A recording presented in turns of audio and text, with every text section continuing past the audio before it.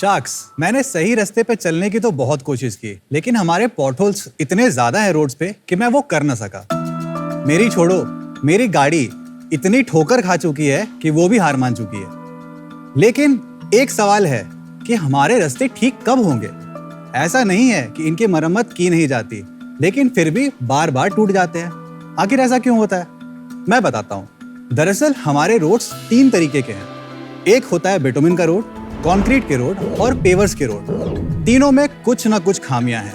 Bitumen के road हर 2-3 साल में रिपेयर करने पड़ते हैं, बहुत बार दोबारा बनाने पड़ते हैं। कंक्रीट के रोड्स 2 से 3 गुना एक्सपेंसिव होते हैं और पेवर्स बहुत हाई मेंटेनेंस है, और साथ में इनको बनाने में बहुत कार्बन एमिशन होता है जो हमारे एनवायरनमेंट के लिए काफी हानिकारक है।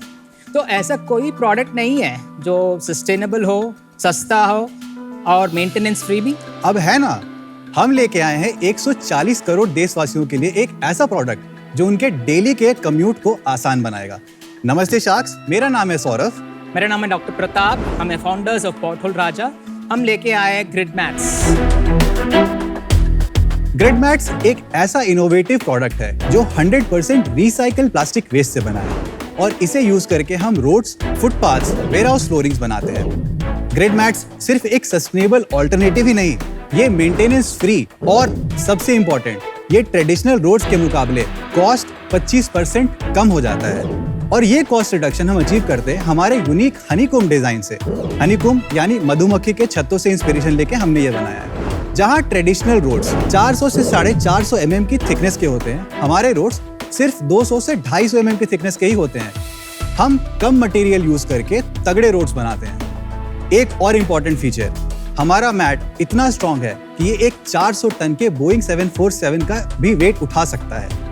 जब हमने हमारा कंपनी स्टार्ट किया था, हमारा फोकस था सिर्फ पॉटहोल फिक्स करने के लिए, लेकिन हमारा जो रियलाइजेशन हुआ, सिर्फ करेक्टिव मेंटेनेंस नहीं होता है, उसका प्रिवेंटिव मेंटेनेंस ही सोल्यूशन है। इसलिए हमने बहुत रिसर्च किया और ग्रिड मैट का एक आविष्कार प्रोजेक्ट्स रोड कंस्ट्रक्शन के लिए किया था। आज हम ग्रिड मैट्स यूज करके पूरी के पूरे रोड के कंस्ट्रक्शन के प्रोजेक्ट्स उठाते हैं। हम ग्रिड मैट्स को पूरी दुनिया तक लेके जाना चाहते हैं और रोड इंफ्रास्ट्रक्चर डेवलपमेंट में एक क्रांति लाना चाहते हैं। शार्क्स, हमारा आस्क है 5 करोड़ फॉर 2% इक्विटी। तो शार्क्स, क्या आप ग्रिड मैट्स के साथ इको फ्रेंडली रास्ते पे चलने के लिए हमारे साथ तैयार हैं? क्यों मांगी 250 करोड़? जितने पॉटहोल्स उतनी वैल्यूएशन। सीरियसली मैं पूछ रहा हूँ, 250 करोड़ की वैल्यूएशन कैसे मांग सकते हो आप? जो मार्केट साइज है और जहां अभी हम करेंटली स्टैंड करते हैं, 100 करोड़ का रेवेन्यू है। पिछले साल हमने करीब 10 करोड़ का रेवेन्यू किया था। उसके बाद हमारा रेवेन्यू थोड़ा ड्रॉप हुआ था क्योंकि हमारे ग्रिड मैट्स में हम R&D कर रहे थे। करीब 4.5-5 करोड़ का रेवेन्यू हमने किया था, और इस साल भी हम करीब 5 से 6 करोड़ के आसपास में क्लोज करने वाले हैं। तो आपका रेवेन्यू 50% गिर गया, बट वैल्यूएशन इज 250। करेक्ट। हमारे पास एक्चुअली बहुत सारे प्रोजेक्ट्स हैं जिसमें सिर्फ कुछ R&D और कुछ सर्टिफिकेशंस के कारण हमें बड़े प्रोजेक्ट्स जो हैं अभी हमें नहीं मिल रहे हैं, और clients are willing to work with us. अभी अगले साल जो हमारा प्रोजेक्शन है, अगर हम वो सर्टिफिकेशन हमारा जो मिल जाता है जिसके लिए हमारा आस्क है, तो हमारा रेवेन्यू यहाँ से 40 से 50 करोड़ का एनुअल हो जाएगा। उसके बाद का जो हमारा प्रोजेक्टेड रेवेन्यू है, that will be crossing 100 crore. और हम इस बिजनेस में करीब अभी 6 साल से हैं, और हमारा पूरा का पूरा मार्केट रियल एस्टेट में है। नहीं, वो सब तो ठीक है, लेकिन हम क्यों बिलीव करें कि आप 6 से नेक्स्ट ईयर 40 करोड़ जाएंगे? आपके पास परचेज ऑर्डर्स इन राइटिंग है? इसी साल की बात है, एक बहुत बड़े रियल एस्टेट डेवलपर बैंगलोर के टॉप 5 में आते हैं। सारा नेगोशिएशन, सारा सब कुछ राउंड खत्म हो चुका था। उनका एक बड़ा छोटा सा प्रोजेक्ट था जिसका ऑर्डर वैल्यू था करीब 5.5 करोड़ रुपए। सारे नेगोशिएशन, सारा राउंड क्लियर हो चुका था। अल्टीमेटली हमें इस बेसिस पे प्रोजेक्ट नहीं मिला क्योंकि उनको चाहिए था एक सर्टिफिकेशन गवर्नमेंट एजेंसी से कि हमारा जो प्रोडक्ट है उसको यूज करके, क्योंकि वो एक पब्लिक एक्सेस रोड भी होने वाला था। For that we need that. अब वो जो सर्टिफिकेशन है उसके लिए एक बड़ा इन्वेस्टमेंट करना पड़ता है। उसमें हमें करीब 1 किलोमीटर का रोड बना। But answer to her question is no, right? कि order book in writing order नहीं है। बुक इन राइटिंग नहीं है because of this reason. That's all I wanted to know. That's all she wanted. ठीक है। Saurabh, doctor Pratap, sorry मैं out हूँ। मुझे कोई इंटरेस्ट नहीं है आपसे पूछने के लिए कि आप 10 करोड़ से 5 करोड़ पे आ गए और 5 करोड़ से आप 250 करोड़ की वैल्यूएशन, 5 करोड़ आपका जितना रेवेन्यू नहीं है उतने की आस लेके आए हैं। मैं प्रोडक्ट भी नहीं समझना चाहता। इतनी बड़ी बड़ी इनोवेशंस देख ली मैंने शार्क टैंक में अभी बैठे हुए। तो 300-350 पिच देख चुका हूँ 3 साल में, उसी ने भी ऐसी वैल्यूएशन नहीं मांगी। अनफॉर्चुनेटली चलिए सौरभ एंड डॉक्टर प्रताप, ऐसा करते हैं, आपको बेनिफिट ऑफ डाउट देके, बिना हम आपको डिस्टर्ब किए, आपका प्रोडक्ट के बारे में थोड़ा सा सुन लेते हैं without judging the valuation and keeping that out of picture right now. मैं आपको डिफरेंशिएटर बताता हूँ कि हम जो ये क्लेम कर रहे हैं कि हमारे रोड्स 25% सस्ते जो हैं वो कैसे बनते हैं। क्योंकि आप स्टील यूज नहीं कर रहे। दो चीजें हैं अनुपम, एक तो आपने बिल्कुल सही कहा, हम स्टील नहीं यूज करते हैं, तो ये हमारे रोड का क्रॉस सेक्शन और ये ट्रेडिशनल रोड का क्रॉस सेक्शन। तो अगर आप ये देखिए यहाँ पर जो लेयर्स हैं इनकी थिकनेस जो है हमारे रोड की थिकनेस है ऑलमोस्ट डबल है। यहाँ पे एक स्टील की रिइंफोर्समेंट है और यहाँ पे एक कंक्रीट का जो लेयर है। अब ये इतना थिकनेस क्यों होता है? क्योंकि लोड जो चाहिए होता है ट्रैफिक, जो भी जिस ट्रैफिक के लिए बनता है उसके अकॉर्डिंग ये थिकनेस डिराइव होता है। अब हमारे केस में अगर आप ये देखिए तो हमारा जो थिकनेस है इससे कंपैरिजन में 50% है। क्यों? क्योंकि ये हनीकॉम्ब जो डिजाइन है। अब इसकी खासियत क्या है कि अगर इस पे पॉइंट लोड आता है तो ये लोड इक्वली डिस्ट्रीब्यूट हो जाता है अक्रॉस द पैनल, तो हमारे रोड्स खूबसूरत भी दिखते हैं। ये फाइनल व्यू है रोड ये फाइनल व्यू है। यस, हम 80% कार्बन एमिशन का रिडक्शन करते हैं, जो कि इस कंस्ट्रक्शन इंडस्ट्री में बहुत ज्यादा होता है। कि अभी तक हमने 1500 टन का कार्बन एमिशन रिडक्शन किया है, जबकि अभी हम सिर्फ 5 किलोमीटर का ही रोड बनाए हैं। डेवलपर से ये भी इंटरेस्ट है कि देखो हमारा जब कंस्ट्रक्शन होता है वहां पर एक और सबसे बड़ा प्रॉब्लम है, कंस्ट्रक्शन के टाइम पे हम रोड नहीं बना सकते क्योंकि वहां पे हैवी व्हीकल मूवमेंट होती है और फिर वो रोड्स टूट जाते हैं, तो उनके लिए डबल इन्वेस्टमेंट है। लेकिन अगर डिले होता है तो एनी कंस्ट्रक्शन प्रोजेक्ट वहां पे एक बहुत बड़ा लॉस होता है, तो उनको चाहिए temporary access road. And this is going to be India's first rental road platform. We are gonna sell roads online. यहाँ पे एडवांटेज क्या है कि आपको पता है कि आपने सिर्फ एक सप्ताह के लिए, एक हफ्ते के लिए बस रोड चाहिए, आपने इसको लगाया फ्लैट सरफेस पे, आपने अपनी गाड़ी चलाई, आपको जरूरत नहीं है, आप हमें वापस कर सकते हैं। What is the base on which it will hold the temporary road? JCB लगा के उसको बस आपको समतल कर देना है सतह को, उसके बाद इसमें आप लगा के कोई भी गाड़ी चला सकते पर अगर एग्जिस्टिंग रोड है जिसपे गड्ढे आ गए हैं, मैं उसको रिपेयर करके इसको ऊपर नहीं इसके लिए हैं। नहीं, फिलहाल फ्रेश परमानेंट कंस्ट्रक्शन के लिए यूज कर रहे हैं। हमारे कुछ इन्वेस्टमेंट्स हैं ऐसे, उसके ऊपर लगा सकते हैं। गड्ढे Good one.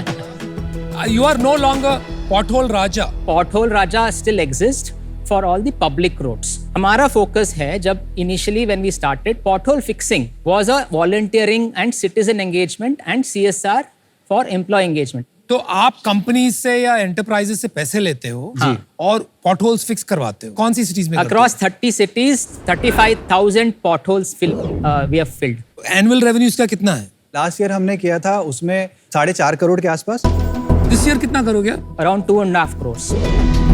सॉरी यार, 4.5 करोड़ एंड 5 करोड़ अलग अलग है। 4.5 करोड़ का जो हमारा रेवेन्यू रहा है उसमें 2 करोड़ का जो रेवेन्यू है वो हमारा CSR से है और 2 करोड़ का रेवेन्यू जो है Grid वो ग्रिड Max मैक्स है। अच्छा, तो सब मिला के है ये। सब मिला के जी। ये जो हनीकॉम्ब स्ट्रक्चर की बात किया, तो ये तो जानी बात है कि honeycomb structures are very strong. तो ऐसा मैं मान ही नहीं सकता कि किसी ने इसके बारे में सोचा नहीं, तो और कोई रीजन होगा कि ये रोड्स में यूज नहीं हो। As of now, ना, the road infrastructure development, material science में innovation नहीं है.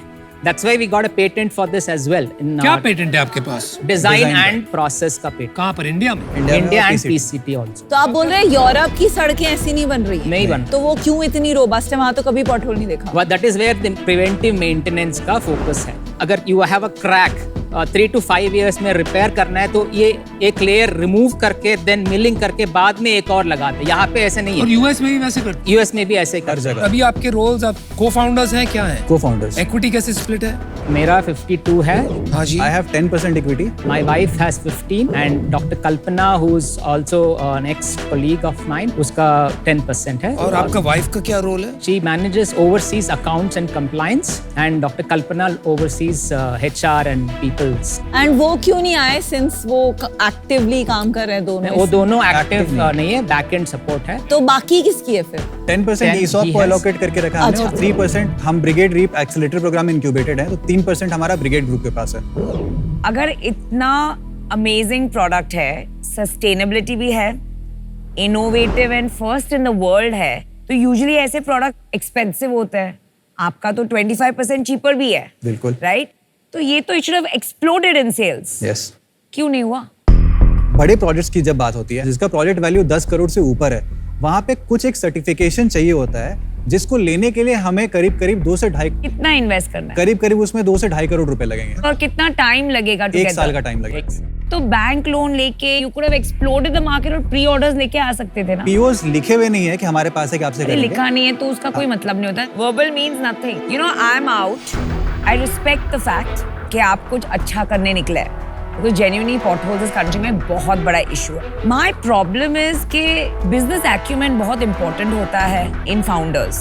I cannot put my money in a business just on hope, aspiration, some positive dream. I don't see visibility for a 250 crore valuation.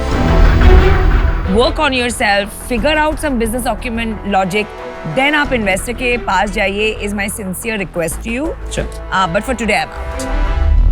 आप कुछ innovative कर रहे हैं पर कहीं ना कहीं प्रॉब्लम है कुछ जो समझ नहीं आ रहा है बिकॉज अगर प्रोडक्ट अच्छा है देन स्ट्रेटेजिक इन्वेस्टर्स जो L&T है वो आपकी मदद कर सकते हैं उसके लिए आपको मैं क्या हेल्प करूंगा मुझे नहीं पता you need to figure out why आपके जो करंट इन्वेस्टर है L&T आपको एडवांस देके ये प्रोडक्ट मार्केट में नहीं उतारेगा there is nothing I can help you with तो इसलिए मैं बाहर हूं Saurabh, doctor Pratap, I think यहाँ पे गेज करना कि ये कितना ब्रेक थ्रू प्रोडक्ट है थोड़ा मुश्किल होता है. So I am also out and I really hope you win. Best of luck.